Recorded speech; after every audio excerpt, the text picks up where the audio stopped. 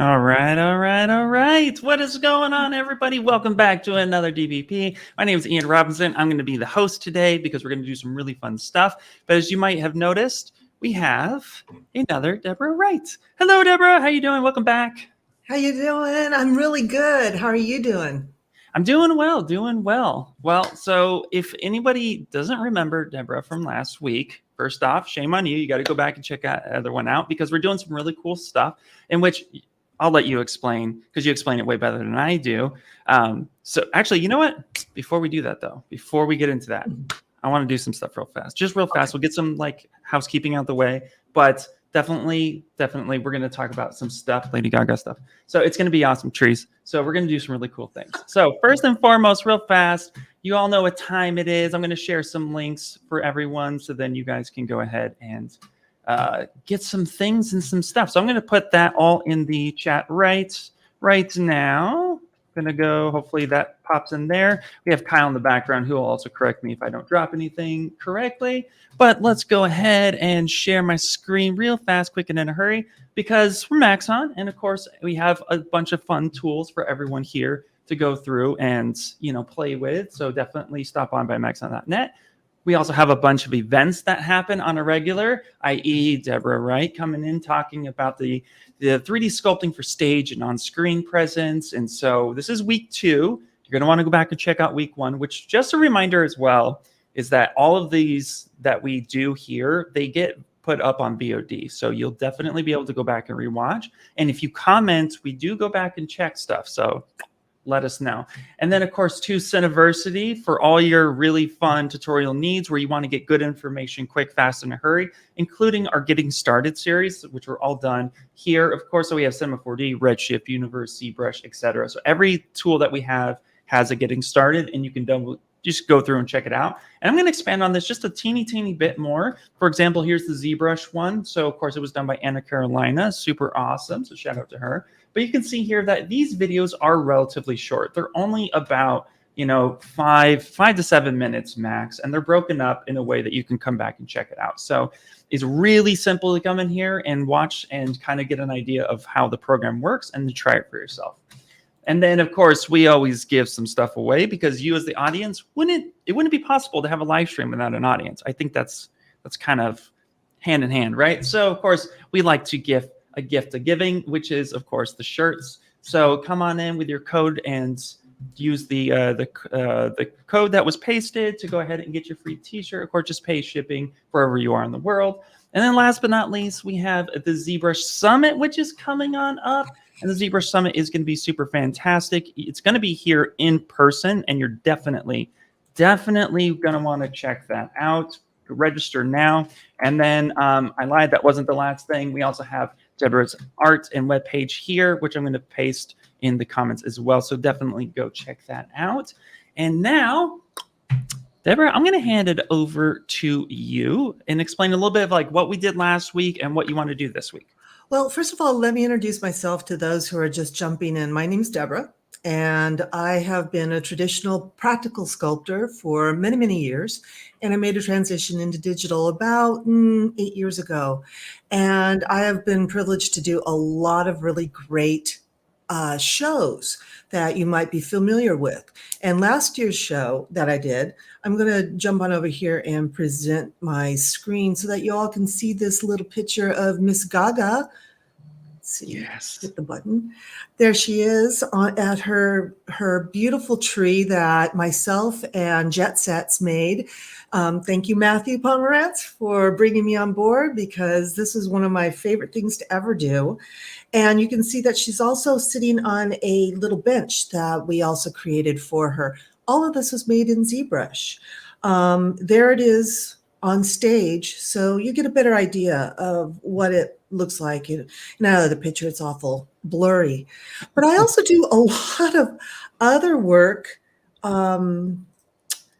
My most recent show was for Little Nas X, and I got to do all of his cod pieces for his dancers. So that was an exciting opportunity and unusual. This is the kind of work that I've been doing for years. I've done everything from characters and large mammoth pieces for like Universal Studios.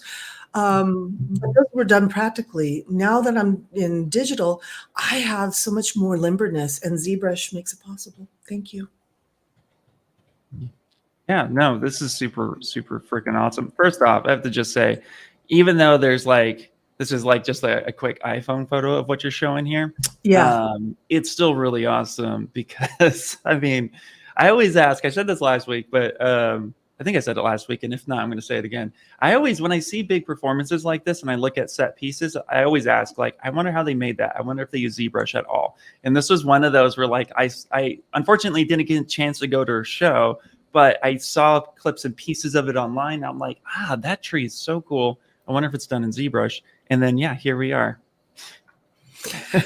It was really quite an interesting challenge. You'll notice that there's a great big empty spot in between the two ends of the tree where there's no branches, and that provides a lot of good shots for the cameras. We had a lot of things to take in consideration. It's more complicated than just making a thing. We had to take in, account the performer and, photo angles and camera angles and all those other things. So it was really a great opportunity for me to exercise some of my more complicated skills. Yeah, that's super cool. All right, so go ahead. Let's get you go ahead and sharing your ZBrush too. And of course, while that's happening, if anybody has any questions or is like Bring them curious about on. the process, yeah, please don't be afraid to drop them. We do answer questions live, and we try to get you the best information as much as possible. And two, just as a real quick side note, last week, Deborah, you showed the plugin ZTree, which ZBrush plugins, for anyone who doesn't know, they're plugins that are usually, there are a few that was made in-house, but you are able to make your own plugins, and all ZBrush plugins really do is help make that process faster. So then you can do, kind of the tedious or mindless tasks more efficiently and quickly. And something like ZTrees, Deborah makes like thousands of trees a year, and we don't have time to block out each and every one by hand. So it's a really cool plugin as well. And so you could just quickly Google ZTree, or we'll get you a link, and then you can follow along with that aspect as well. But without further ado, let's go ahead and plop you on up. Boop. There it is. So this is where we ended last week, and I was less than satisfied with what we did because we didn't take it to the fullness of its pose. And let me bring that up. I want to show the cocktail napkin. There's the cocktail napkin. You know what? I think I need to change my screen sharing options. Sure, go right ahead. Let me do share screen. I want to do my full. Awesome. Hello, Okay. Hannah. Oh, we got There we go. Casey saying that they just got ZTree in the summer sale on ArtStation. So there you go. Awesome. Yay! Thank you for supporting Mr. Pena Cabrera. He's so cool. I'm so grateful that people are excited about what he's got going on there. So this is the cocktail napkin reference that I'm working from.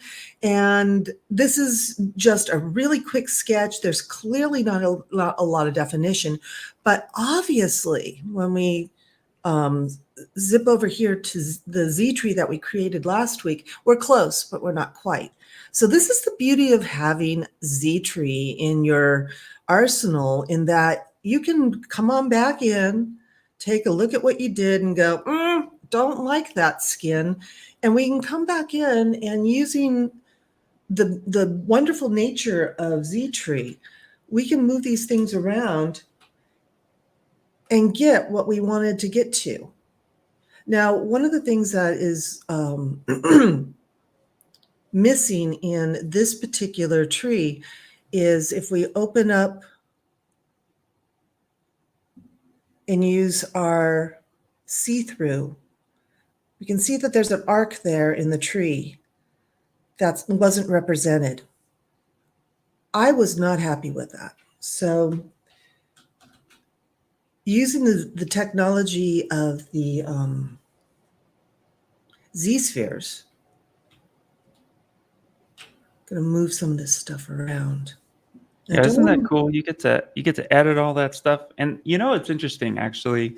You mentioned like not being happy with it. I think that's something too, that it's nice when you're working on a project to treat yourself to a break, because I find a lot of times if I grind like a few hours or even half a day and then I get up and I walk away and I come back to my project, I usually hate my project. I'm like, what did I do? Why did I do that? What am I thinking? So it is really cool to be critical of yourself, and also to just like, but positively, like come in there, take a look at what's going on, and then just be honest. Does that look good? Is that what you want? And then make those changes early, like you're doing now. I think that's a great approach. we need to discipline ourselves to be critical but not cruel to Right. ourselves, especially if you're going to be in a professional environment, because we are aiming to, presuming that this is our aim to get something that feels like this, we need to be more careful about what it is that we're performing in order to get where we want to go for our client. And I've learned over the years that it's okay to be critical of what I'm doing, but it's not okay to be cruel to myself. Yeah.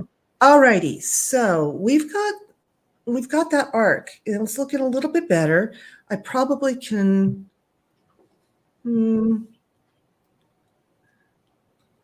Not really loving. Okay, the size. And that's the other part, is that I love that I get to scale this up and down and give it juice or take away some meat, whatever it is that it needs. And the cool part about ZTree, if you notice, pardon me, let me start here, is that if I choose this ZSphere and I go back and forth, it's going to just do the sphere. But if I choose to hit that accordion area, it's going to hit everything. It's going to affect everything above the accordion. So I have just amazing control over what I'm doing and what Yep. I am affecting in ZSpheres. Great tool, in my opinion, oftentimes underestimated and underused. Oh yeah, absolutely. There's also too, there's a huge rigging component for you character artists out there. There's a huge rigging component to ZSpheres that you could literally make a ZSphere rig in no time flat, and then you can utilize it and just start editing and posing your mesh. So those are all really cool ways to do stuff. Well, you've noticed I've also, just added a few more spheres in here, because if we look at our reference, once again, we've got another branch that comes off here, and oops, wrong way. And we're going to have some leaves and such that need to be supported. So I wanted to add a little more to our rig here and maybe pump it up. Also, I'm going to get rid of some of these spheres because I don't need all of those. Did anybody in the chat, this is a question for the chat, did anybody make a tree over the weekend? Share it if you did. Yeah, if you did, you guys got to tag us too. That would be super fun. Yes, like to see what you did, because that's part of the fun of being an educator, is that we love to see where you take what we tell you to do, that we share what we're doing and seeing how you do it better. Yeah. All righty. I'm also going to take some of these bends out of the tree, because if I go back to my skin I've created, it didn't scream tree to me. So I am going to, I'm going to take out just a few of these little bends so that we're not so cranky looking. It was a cranky looking tree. Yeah. So we got I guess Casey did a creature, so he's so sorry about that. Oh, don't Casey, apologize. come on. What are you doing, Casey? What are you doing? And somebody says not yet, but they want to. Jagger says not yet, but they want to. So that's going to be super fun. So, and then we do have a question coming in yes. that I think will be perfect here. It's the question is, can somebody be, quote, too old to start 3D and get into the industry? Well, I don't know if you've noticed, but I'm not exactly young. No, the answer is absolutely not. At first, I stumbled with this one. It really held me up for a really long time. Oh my gosh, I really let it get into my head. But the fact of the matter is that if you do good work and you're consistent and persistent, you're going to get picked up. And just stay the course. Use all of the tools that you've gathered over the years as an artist and bring them to your ZBrush practice. Because I break symmetry really fast, and it kind of freaks out some people because I don't stay in symmetry. I'm more cozy, just kind of free-forming. And somebody last week asked me, so you don't use reference? Well, yeah, I use reference, but usually I kind of just dive into it because that's my work process for the last years. But I must tell you, no one's too old to begin again. It's one of my favorite sayings. Just begin again. Just keep going. Because what else have you got better to do but to learn and to grow? And as artists, I can't afford to stagnate. I love what I do, and I love being challenged. And that's part of what I do. Yep. Couldn't agree more. All right, so we have our tree. This is looking fantastic. So what are next steps? What's the game plan? So what the game plan is now, I'm taking a look at where everything is we're kind of a low down there. So let's bring this up. And I'm trying to get us closer to, yeah, that's what I was looking for. I wanted to get us to feel more like we are ready to move into drawing the skin on this. And I rotated the tree a little bit as well so that we have more, there we go. That's what I wanted. We might even end up losing this branch that I'm working on right now. I want to see how the skin comes out, but I'm seeing in the background, it looks like to me, like we might be getting really close and ready to rock the skin. So let's do that. Let's go on over here. I'm going to open up this panel here, which I don't know if you noticed, I'm going to reiterate these little double arrows, gives you a little room so that you can grab your Z plugin palette, drop it over here, opening up ZTree, scroll on up. And I went over ZTree last week, a little more detail. So please go back and take a look at, all of these actions that you can take. But right now, what I want to go down to is mesh. We're going to do MeshUnified. Let's see if that came out. Nope. Hang on a second. I don't know what I did. MeshUnified. There we go. Yeah, is that it? No, that's not it. No, yeah. It popped up a new one. There we go. Is that it? Yeah, that's it. Yep. I think that's that. Oh. Let's see if that's it. Yeah, that's it. I think that's it. I also wanted to show off the MeshAdaptive. Each has their own purpose, and that's probably the one that I'm going to work with today. I like the MeshAdaptive. It suits my work style a little bit better. And now that we've got the mesh, now we can start fiddling around with our brushes. First things first, though, I'm going to inflate and give myself just a little bit more juice to work with. Cut off this.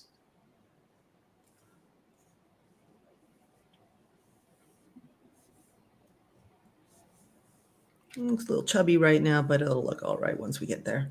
What brush are you using? The Inflate? Yes, I'm using the Inflate. I'm also going to cut off some of our overly enthusiastic branches. So using the KnifeCurve, just slices off. Okay, I do that every single time. Delete lower, and I'm going to slice that off. And yeah, for for those of you who are curious what just happened there. So you can't use a knife brush with any type of subdivision.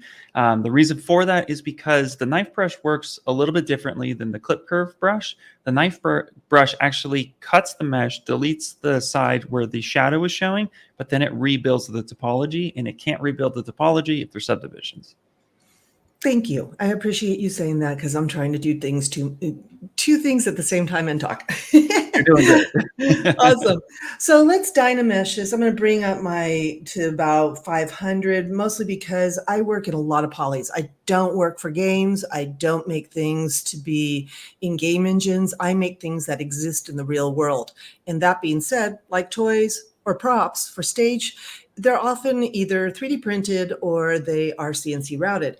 And that's not a big deal. We like all the polys. They'll take all the polys. Thank you very much. And that's how I sculpt. So if it looks like it's super heavy, it is. That's why I got into toys, then, bro. That's actually exactly why I got into toys. Was that like when I was first like pivoting myself into this industry, I was like, I don't want to worry about topology. Toys it is. Honestly, it's really hard for me to maintain that. And I know that people really enjoy the challenge. And I know people are really good at it. But it takes a different skill set than the way that my brain operates. So cheers to those who do it, because it's not my superpower. Hey, cheers to those. Exactly. We all fill in somewhere, in some way. Actually, that goes back to the "Are you too old?" question. No, you're useful and helpful no matter how old or young you are. Please don't think that you're too young either. I mean, the insufficiency question, it's something that you'll probably struggle with for the entirety of your career as an artist. It is part of who we are. It's part of our concerns and our worries. And it's also something that you can work through and, make better. You can work on these feelings of insufficiency and lack. And most of it is just practice. Yep, 100%. So I'm just kind of taking down standard and I'm just kind of messing around because in our drawing, we've got this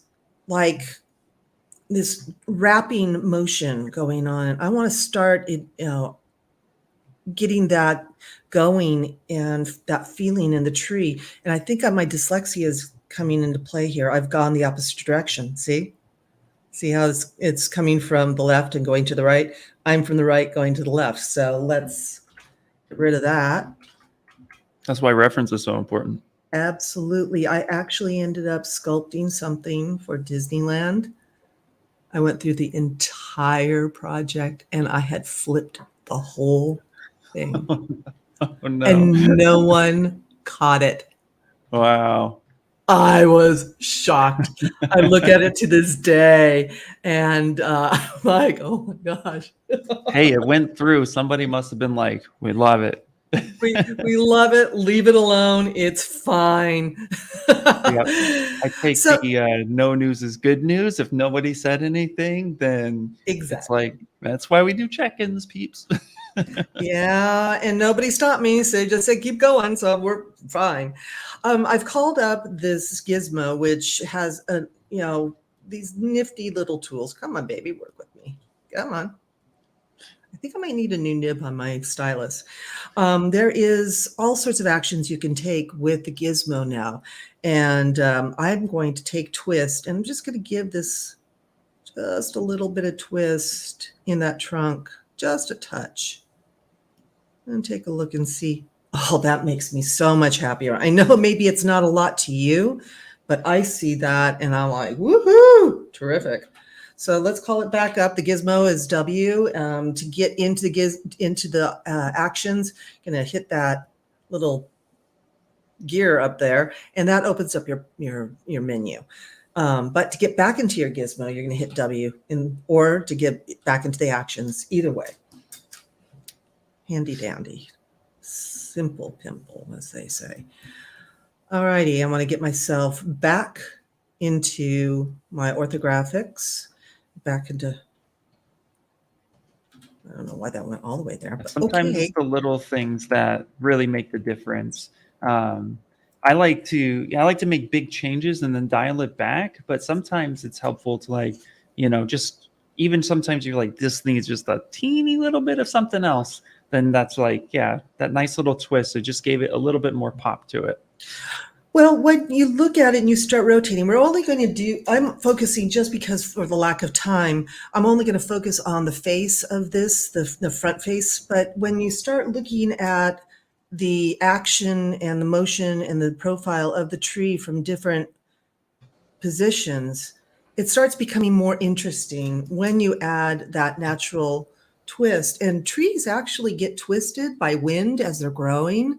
Mhm. And if you observe some trees, you'll see the twist in their trunk. It's very beautiful. The only thing I can think of is that by attribution is the constant motion of wind pressing against that growing tree.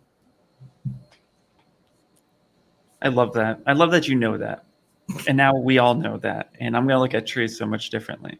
So my studio is on a cliff overlooking the ocean. And there's a lot of wind constantly. And there's this one tree that is so exquisite. And I love looking at her because she looks like she's like dancing with the wind, the way that she is constantly being affected by the wind. And it's elegant, and I can see why people anthropomorphize trees, because she does look like she's dancing in the wind.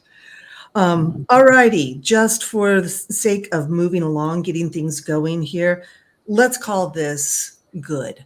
It's not exactly like our cocktail napkin sketch, but we're getting pretty close. I'm gonna call it good enough for today. I want to move along to our light box. Opening the light box, I've got loaded in a bunch of brushes. And one of my favorite brush packs is the ClayPack. And I am totally forgetting who this is, but I'll make sure that we list it in the notes later on in the stream notes.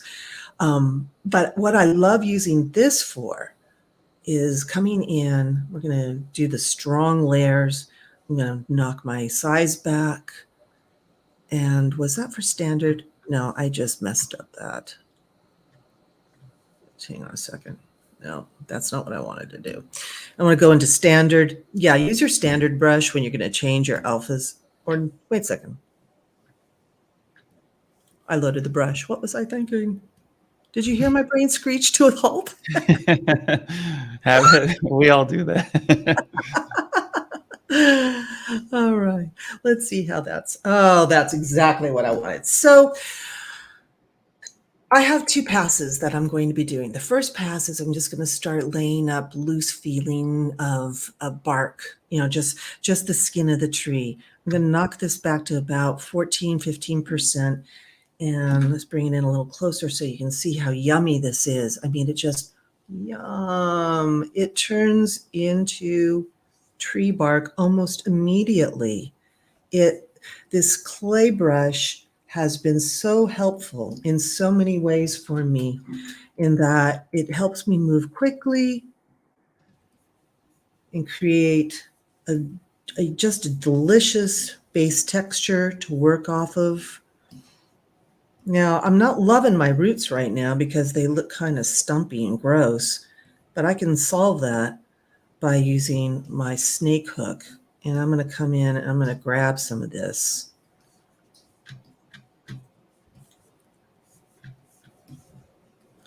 And I can pump up the volume a little bit. I'm going to take my draw size down just a little bit, get in closer, and take a look where I'm missing spots and adding in more, I call it flavor, because there is a lot of repetition of pattern, but not slavishly. It's like nature creates things in a very pattern-based, but also breaks pattern. And I guess that's part of the beauty of growing. So SnakeHook 2 is a good one. I'm going to go to Sculptus Pro, turn that on. And again, for those who are new, you're going to notice that I am not using a traditional UI. Because I'm almost purely a sculptor and I don't do a lot of rendering or rigging or any of that kind of stuff, I keep my palette pretty simple, so I have plenty of room to work. And I like using a big format so I can see what I'm doing. Okie dokie. Yeah, we preach it a lot that the ZBrush UI is completely customizable. I would So you can love to make it talk look about that one day because I've got actually a couple of UIs I use, and they have actually changed over the years. I mean, as I've grown, as I've changed my style, my workflow, I've changed my UI, and I know some people who have like many different UIs they use. So Yep. deep. You know, what's funny is I find that for me personally, I used to have custom UIs, and then I started teaching it a few years back and getting a little bit more into it. And I found that it was helpful to use the default UI. And even though sometimes I'll go and I'll have to dig for a feature, I know exactly where that feature is all the time. So I feel like I noticed over time, once I got comfortable with the default UI and understood the hierarchy system within it, I got faster. But when I was just sculpting more primarily, I found that a custom UI was super beneficial because I only used a handful of features and I didn't really need to go deep diving all the time. But now I do, and I can't stop. So thank you for the challenge. I am going to do that. I am going to, maybe not today and maybe not now, but I'm going to take a few minutes every day and I'm going to see how I respond to challenging myself and get out of my comfort zone. That's one of the things that has made my experience as an artist vibrant, is really just not staying comfortable. You notice I'm messing around with this right now. I'm mostly getting ready to cut off those roots. I'm gonna get this thing grounded here. But yeah, getting out of my comfort zone has been one of the best teaching experiences and also creates a lot of opportunities for mistakes. Yeah. And I love mistakes because mistakes invariably are going to lead me to processes that I've never, done before. Okay, let's cut off these roots a little bit. Let's get her grounded. Okay, that one's not where I want it to be, but we'll start there. And this one's sitting up a little high, so I'll move her back down. Well, while you're doing that, I have a question for you. And Yes, sir. since we've had a little bit of like, are you too old conversations or career conversations, since you're primarily a traditional sculptor and then you moved into digital space, how was that experience for you picking up ZBrush? What was the learning curve behind that really just kept you going forward with the digital aspect? Say that again. That was a lot. That was a lot. I'll simplify. How was it going from traditional sculpting to digital? What was the learning curve like for you that kept you motivated? Oh my God, I forgot about this. I worked too hard. We all do. No. I mean, I was laboring over these. I was thinking it's got to take longer. It can't be that easy. This is just not. It can't be just this simple. And I've got news for you. It is that simple. It's just that easy, and it is that fast.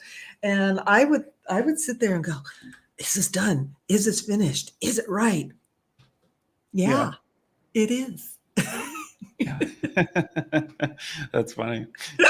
So yeah, that was the hardest thing, is getting used to it, moving faster. And the iterative value of ZBrush and digital art for me has just been a game changer.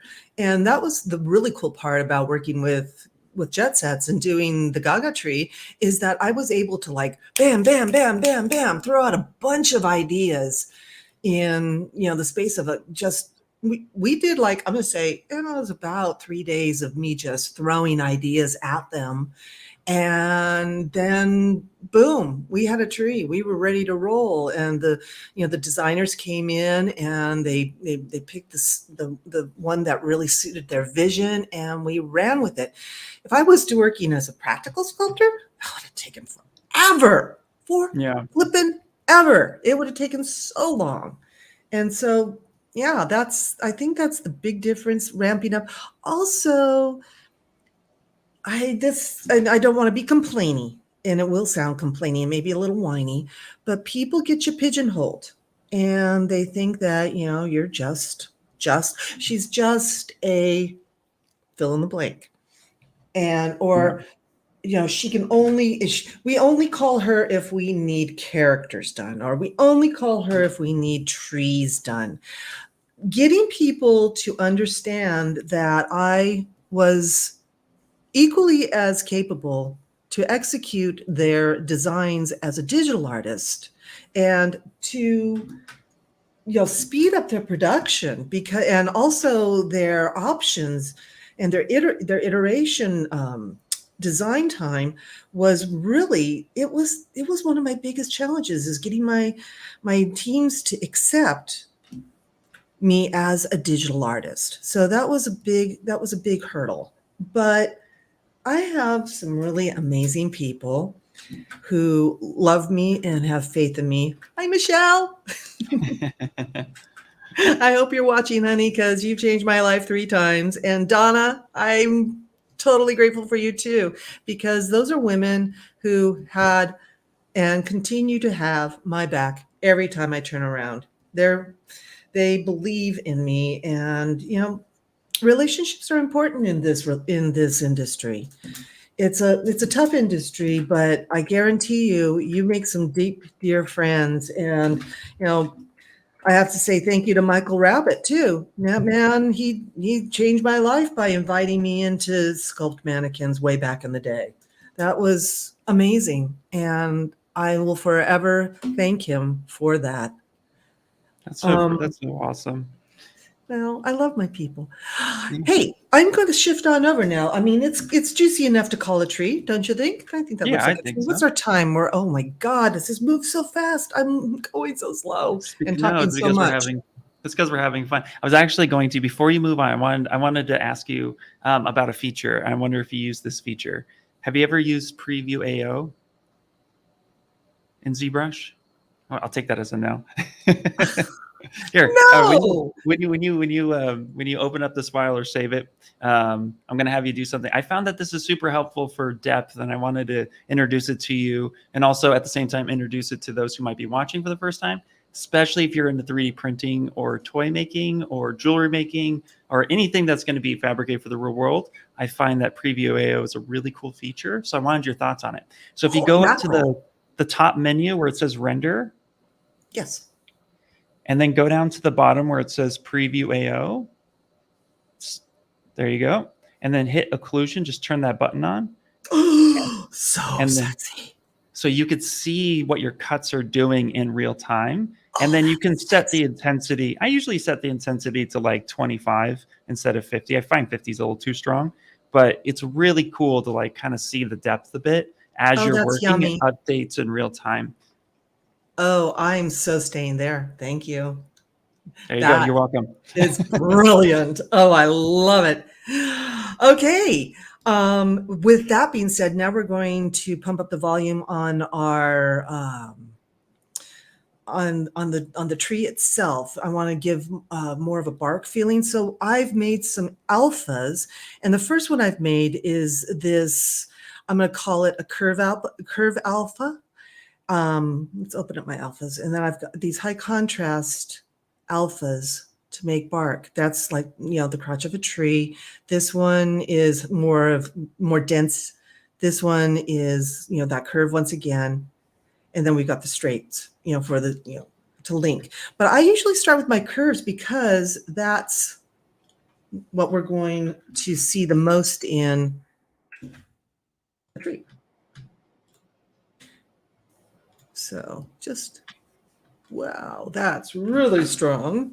Let's knock that back to maybe about 8. And that gives you the little knuckles. That might be strong for there, but lay these in quickly. Now I could be using, oh crud, help me out here, Ian. What are you looking for? Not array mesh, brain fade. I'll get back to you on that one. There are other ways to create texture. Yeah, there's a few ways you can use surface noise to create texture. Surface noise, thank you. That's what I was looking for. I could use surface noise, but because, again, of the tradition that I come from, everything's done by hand. I like coming in and touching all the parts and all the bits. I did that with the Gaga tree. I took my time and I touched all the parts, and it slows you down. Yes, it's not as fast, but it does impart a much more natural and controlled environment. Oh, I love this. I love this. Thank you for introducing me to this, because it does create a kind of contrast that I was faking. I was hitting render in order to see where everything was. So thank you for this. I appreciate it. Yeah, absolutely. And I agree too. Yeah, the things like, there are things that are really meant to speed up your workflow in some regards, like surface noise is a great one, because you can map an alpha or a height map or an AO map quickly. But I find sometimes too, unless it's perfectly tileable and then everything lines up, your UVs line up, everything's perfect, sometimes it's just like, it's too obviously just generated quickly. So a lot of times I'll combine techniques where I'll turn on surface noise. And surface noise, for those of you who don't know, and we can go further on it during a live stream at some point, or a tips and trick, where you can actually, it's controlled by your mask. So then you can actually gradient out your mask and then start blending stuff together. But sometimes it's, for me personally as a sculptor as well, it's very satisfying to just go in by hand and carve those lines. It really, like, it scratches a brain itch for me to go in and just like finesse it and refine it and know that I'm like, I sculpted all that. I started this work because it's satisfying for me to make a thing. And sometimes pushing a button just doesn't quite do it. Other times it's got to be a button push because I need to move fast. And if I have the luxury, I will definitely take the opportunity every single time, because I really do enjoy. I enjoy the sculpting process. It makes me so happy. So hitting BPR, we've got a tree. For the most part, we've got a tree. We can spend a lot more time there, but I'd like to switch on over to FiberMesh right now. And the reason I want to hit FiberMesh is that we've got leaves. Our client has asked us for some leaves, and maybe even a little bit of a shrubbery there at the bottom, or pardon me, grass. I've left, and if you notice, I've left the ends of my tree bare. There's nothing there. And the reason being is that I'm gonna just select them.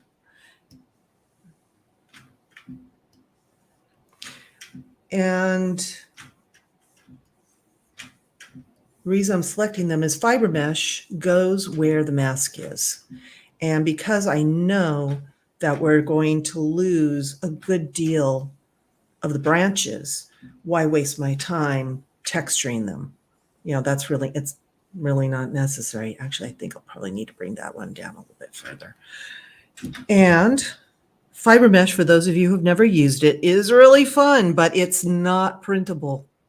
It looks good, it's cute, but it's really not printable. And since this is concept and we're going for an idea at this point, and maybe we'll go further and we'll sculpt each leaf out for printing. Maybe not. We're going to We're going to open up the light box, the fibers, and let's pick something wacky. Let's do this one. Let's check this out. Look at that. You don't Love the see what it colors. is. You just do not see what it is until you hit render. Fabulous. Oh my God. I can play in FiberMesh all day long. It's silly, it's exciting, it's interesting. It's always a surprise to me as to what ends up coming out on the other end. And I've already gone in and I have I have created some fibers. Let's see, where'd that go? We had a question pop in that Yes. I have an answer for it as well to go a little bit more in depth, but it's from Andreas. FiberMesh not printable. Can you convert it into something that is printable? So to expand on that just a little bit on my side, and then Deborah, you can also come in there too, which is it's just FiberMesh. It's usually what it is just think of it as like little strands and they're not intersecting.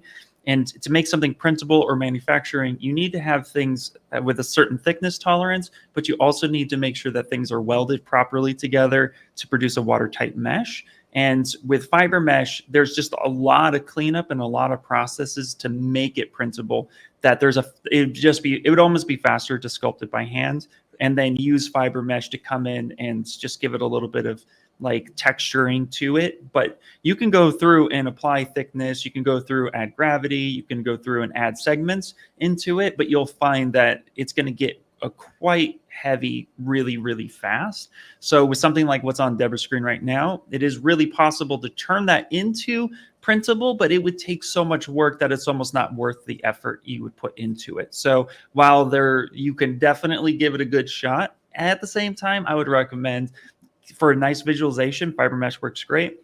For something that's more 3D printing, I would probably take a different approach just to give you a more consistent result. Absolutely. Thank you very much for explaining that. I really wanted to present the idea of FiberMesh and just introduce it as a fun thing for those who have never experienced it. But FiberMesh really is, in my opinion, a great way to concept and get some ideas going. But it truly, really, it's so heavy, and it does the process of printing needs to have a closed watertight mesh, and sometimes it gets a little messy using FiberMesh. But for our purposes today, that's kind of fun. Nifty deal. Where are we at time? Oh, we got 10 minutes left. Let's see. We can go a couple minutes over. It's okay. You don't mind? No, we can do a couple more minutes. Yeah. Honestly, want to bring more solid information in. So definitely take a couple extra minutes. Okay, I'll take a breath and calm myself. We're going to leave this as it is. It's not perfect, but for the purposes of demonstration, you saw how quickly you can give an effect of leaves for your concepting. I want to also go into FiberMesh, and I want to accept this. And FiberMesh will just, it won't be pretty until you hit render, and we'll hit render at the end. In the meantime, I'm going to drop in, I'm going to insert another cylinder so that we have a platform. I want us to have something to present this on, and that works for me. I'm going to divide that up.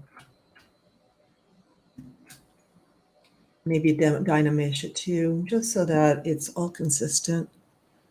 No, don't bother.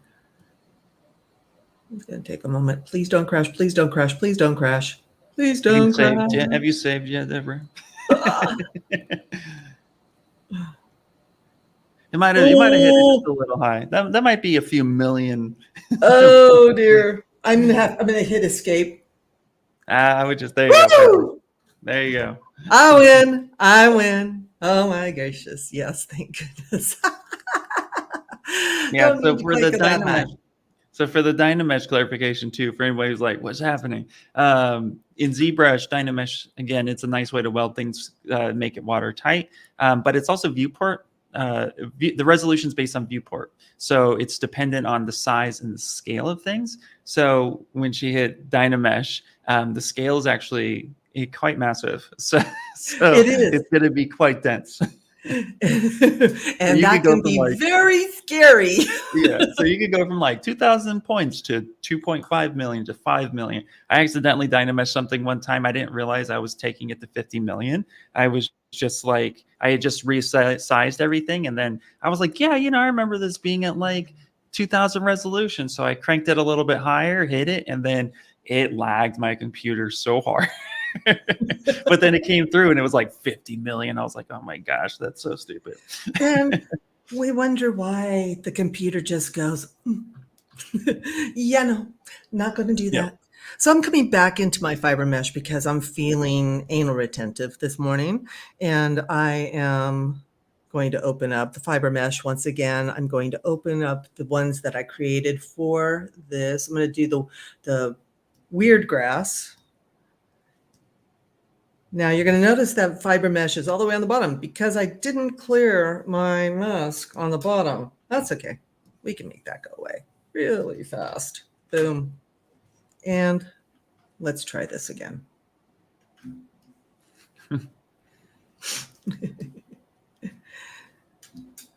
FiberMesh. It's also really cool the way you're using FiberMesh to really showcase an idea that's happening and stuff like that. And I love that aspect of it because you're right. That's actually a really good functional use of FiberMesh to get something visually on the screen quickly that you can then get approval and then refine later, which is always nice.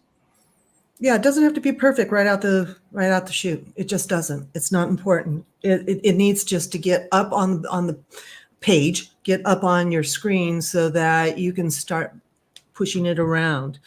The other part I really had a hard time moving through from a traditional to a practical sculptor was the playfulness. Be playful. Yeah, I lost my playfulness. I was far too serious for a very, very long time. Now, not so much. So, okay, we've got our weird pokey grass. We've got our funky little tree. At this point now, I've thrown in a little bit of... I'm not going to really traditionally call this poly paint. I just filled in some color on my material. But if I were to take this further on poly paint, the only place that I would go at this point is I would go to our trunk here. And I like to mask by cavity, reverse it, and then taking hit C, you're going to get your color, your base color. I'm going to drop it down and maybe take it over a little more black into that, a little more shade in that. And then I'm going to go back in and fill my object, remove my mask. And now I've helped pump up the volume and make it more profoundly a tree trunk. At this point, I'm going to want to make a decision. Is this good enough? Is this time for me to create an ortho and send it off to my client to get some critique? I'm going to say, heck, why not? So I'm going to put my dynamic perspective on. You all asked me last week if I use dynamic perspective. No, I usually don't sculpt in dynamic perspective because I really want to know what's going on. And I use my eyes a lot to see where things lie. And I want to know absolutely where they are. That spatial relationship is really important to me. And dynamic perspective is great for when I start rendering. So I'm going to hit my BPR. And that's so sexy. Here it comes. Voila. I've got some shadows. It's a tree. It's pretty darn close to what they asked. Let's pretend. And I am now ready to grab a document. And what I'm going to do is I'm going to open up this palette again. And I'm going to grab the document, drop that down, and put that in. close my Z plugs because that's kind of sucking up some territory. In my document, I've got a lot of options for creating a screen grab, and my background just feels a little yicky. So maybe I'm going to change my background and we're going to have a more blue sky. So right here in the middle, it says back. You can't see it right now very well, but I'm going to hover, I'm going to drag down, and I'm going to give myself a little blue sky. There we go. Nifty deal. And then in order to get this into a place where it can be sent along, because most people don't have ZBrush and they can't put this up, they can't turn around, they can't see it. What I'm going to do is I'm going to grab some orthos. And since we only did the front side, I'm only going to grab the front, but you can do this front, back, side, top, whatever. So in order to grab this screen grab, I'm going to actually not hit export screen grab because I want to be able to crop it. So I'm going to hit export. And we'll call this VVVV. And now we're here and we have got our tree and it's spectacular. Ship it. Make it go. I'm going to crop it because I want not so much air around it. I want them to look at my beautiful tree, my magnificent creation. And over here, you have many options. You can hit adjust, and you can even adjust your contrast. You don't have to take it into Photoshop. You can mess around with your contrast. You can pump up the green contrast. You can take it into some really funky places if you're feeling super psychedelic. But I'm just going to go the party line and boring green and brown. And I'm going to pop OK. And should have that saved. It might be on another desktop. Hold on a second here. Well, as you pull that up, we do have a question. And yes. So the question is orthographic is best for 3D printing, right? Question mark. I have an answer, but I want to. Yeah, I'm going to actually let you answer that because I think mostly orthographic works for me as I'm in a working mode and I go into dynamic perspective when I'm ready to start rendering. That's how I use it. Yeah. How about you? So orthographic is best for anything that's going to be produced in the real world. Orthographic is giving you a more truer sense of what the object would look like in real life. That's because perspective is going to be focal length driven. And if you've ever messed with a camera and you've gone with like 35 millimeter, 50 millimeter, 85 millimeter. So when the lower the number on the millimeter, the wider things get, the more kind of warped and that you'll see through the camera's lens. And then as it gets tighter, things feel a little bit more compressed. So when I'm sculpting, let's say somebody's face, I'll typically start off in orthographic, but if I'm doing something that is actually matching up with like a real person, then I will limit my references to something that I know the focal length, and then I do sculpt in perspective to match all of their actual facial attributes so that it's a true likeness. But for 3D printing, it's basically orthographic is going to be your best friend. I've only recently started using perspective, like I said, to do likeness matching, but I primarily stay in orthographic, and I've never had a misstep or a miscut. It really is a good approach for 3D printing. Yeah, I'm going to double down on that and say that if you want to know exactly what you're doing, stay in orthographic and use that dynamic perspective sparingly. Hey, Simon, I see you.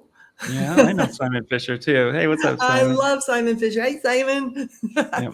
And then we had one more question come in, which was, and I just thought this would be kind of a cool little gem. Is there a traditional sculpting book that maybe you would advise for those who are interested in traditional sculpting? Anatomy for Sculptors.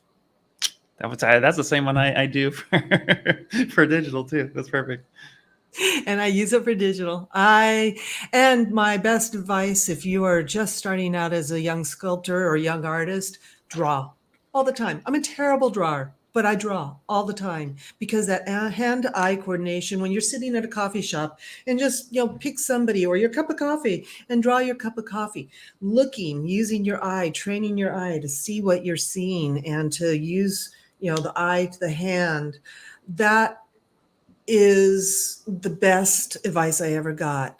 At this point, I really do believe that drawing is fundamental to any art practice because you do need to be able to communicate using the line.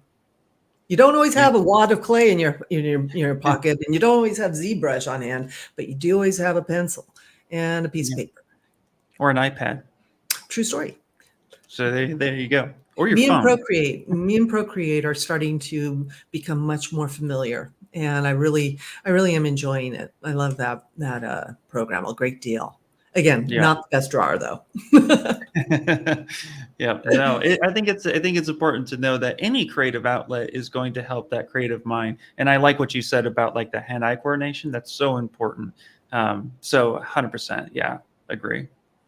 So I've saved this image and I am not finding it. It says that it's on my desktop. I'm going to believe that it's ready to go and it's ready to ship. And I'm going to find that eventually on my computer. I don't want to waste any more time looking for it here. But for those who missed it, this is our fabulous tree we were able to produce here in the last 45 minutes.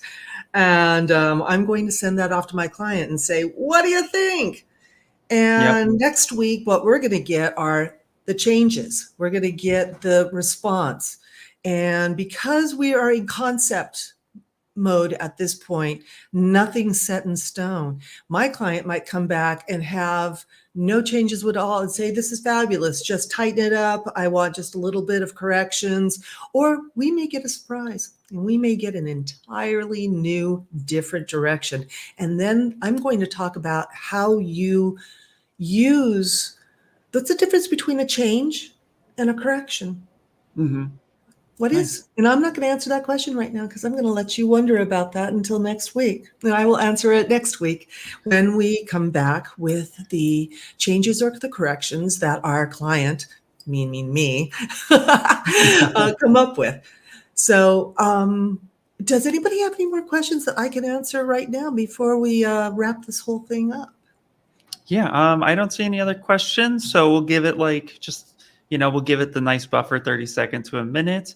Okay. But in the meantime, this has been super amazing. And Deborah, thank you for being on the show. It's always a pleasure to have you. And it's always a pleasure to kind of see the process of how you go through it, because that's something that I love as an artist and as somebody who utilizes these tools both as a professional and also as an enthusiast, is that there is more than one way to approach a project. And there's a lot of things that I find a lot of people don't talk about that you actually touched on, and that is worth its weight in gold. So thank you so much. I can't thank you enough for inviting me to talk endlessly about something I love so much. Yeah. It's a privilege. Ashley, you are so sweet, and I am so happy you're here, and I hope that you'll reach out to me if I can be of any service to you in the future. Hannah, you too. Thank you. Oh, my girls. Thank you. We did have a question that came in, the perspective thing. What is it and when is it on and off? And that's a great question. So does anybody want to show my screen again? And I will show. Yeah, I got you. Go right ahead. Up. Okay. She actually just bounced through. Okay. She must have had a timeout. Here, I'll show it real fast. Let me just load up ZBrush real quick. Boop. And let me plop this on over so you guys can see it. Maybe she'll pop back in.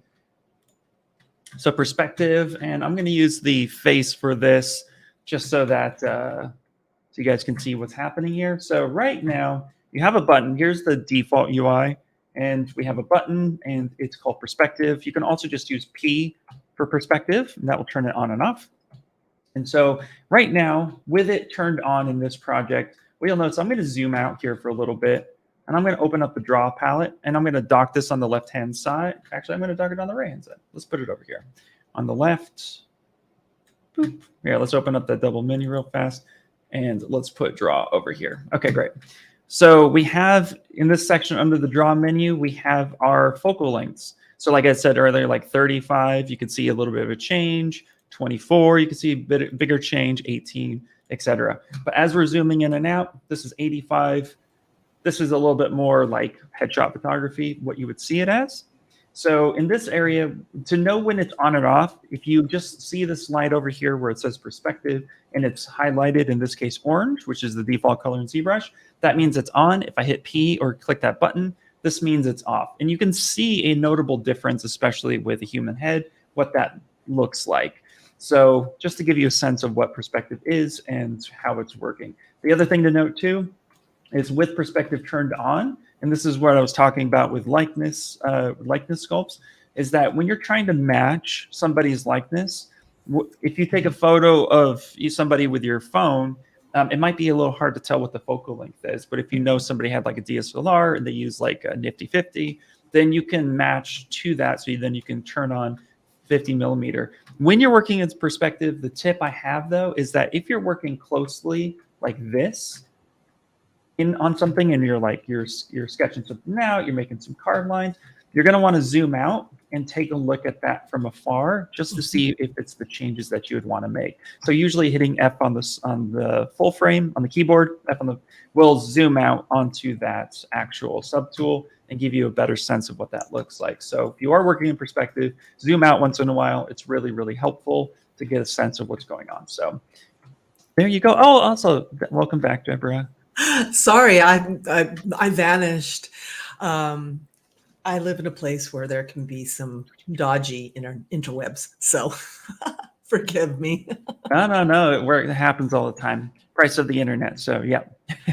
So thank you for catching my fall. And that whole focal length thing was really a mystery for a long time until I sat down with a photographer and he showed me how different I look with he literally like took pictures of me and showed me how different I can look with focal length. So doubling down on what you just said, Ian, is, it can fool your eye if you're not working with the right focal length. Yep, 100%. Actually, that's interesting that you mentioned the photography aspect. That's actually how we learned how to render, is that my dad was a photographer for a long time and I picked up photography very early. And so I realized that a lot of the top render artists, they use real life photography techniques with lighting and such. And then, that's also like, I also used to do like wedding photography, headshot photography. So I learned a lot about focal length. That information travels forward. So if you're learning rendering, I would advise you take a photography class too. It's going to help you out so much with the understanding of light theory, color theory, perspective, warp, etc. But then also to just reiterate, going back to the question about 3D printing, stay in orthographic mode. That's perspective turned off. That's what, if you're not using perspective, you're using orthographic. So just turn it off. And I would say that's the best approach. And that's how I use it. And it's without fail, it's been great.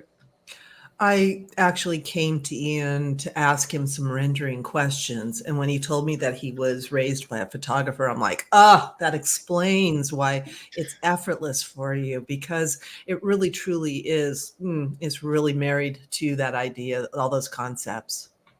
Yep, 100%. All right. Well, I think that's pretty much it. Unless you have anything else you wanted to share, I'll wrap up with a little bit of funsies. So real quick, I'm just going to go ahead and I'm just going to close ZBrush down. The only thing I have to say is I forgot to mention that if you are starting out as a young sculptor, I use a timesheet. And I think that we've got a link for it. It's a really simple thing, but I still use it to the day to track my billable hours and see where I'm spending my time, whether, am I working on an invoice? Am I working on a meeting? Am I taking a walk because I can't sit still much longer and I need to go stretch my legs? I'm writing everything down I do all day long in order to see how, for future reference, I can refer back and say, oh, it took me this many hours for me to create this thing. And this thing relates to this new thing that I'm making a bid on as a freelance artist. And because we are demystifying the idea of what it is to be a freelance artist, I want you to know your time is valuable, and tracking your time and knowing where you spend your time and where you don't spend your time is really important. And you can get as granular as you want. You can say, you know, okay, I sculpted this amount of time, or I sculpted and I focused on this, this, and this, or I worked on nothing but hair, but tracking your time, tracking what you're doing, taking those extra 5 minutes and just writing it, you know, at the end of your session, writing down what you did, it's going to make a big difference when you're ready to start bidding jobs in the future. And thank you so much for allowing me to share that little bit of information, because it is quite possibly one of the most powerful things, simple but powerful things, that's helped me be a more professional artist. Absolutely, absolutely. Thanks, All right. Jason. I'm happy you agree. So we're going to go through right now and let's do a little bit of final housekeeping. So I'm going to add me to the stream. As if you're just joining us, don't worry, this will be on VOD. So you can always check out one of our YouTube channels, either the ZBrush YouTube channel, the Maxon training team. That's all going to be there. So do not worry. Of course, too, we are Maxon. So we have a bunch of tools for you to use at your disposal. And if you've liked what you've seen here, don't worry, there's more, because we also have a Cineversity where, like I showed a little bit earlier today, that we actually, let's go back here. So you have the Maxon, you have all of the tools with the getting started, and there's also some really cool gyms in here as well. So you have tutorials, products, disciplines, etc. And then of course too, we have our Maxon events. So just like today's, we have a lot of events coming on up. So you're going to want to go through and check all that stuff out. So definitely check the events boards as they're coming through. And then thanks to you, the audience, for being here so much. So again, we're going to go ahead and drop the links here in a second. So then you can go get your free t-shirt. All you need to do is just cover shipping for your area and it will come to you. And you have a bunch of shirts. And if you've collected them all, like a good Pokemon trainer, then tag us. Go on the socials and be like, I have all of them. And I mean, that would be awesome. And then, of course, we have the ZBrush Summit that is coming up. And so ZBrushSummit.com. And you're going to want to register, especially if you're going to be here in person. There's an online element to it, but we are back in person. And it's also our 10th anniversary where ZBrush Summit has been there. So if you're new to what the ZBrush Summit is, just real recap, we do a yearly sculpt off where you can actually compete online and go and join for prizes. So there's some really top-notch prizes. And we're going to be announcing the theme on that soon. We're going to have special guests, and a lot of guests that we're always trying to get are new guests who have never been here. So we have a lot of special guests coming, presenters, workshops, etc.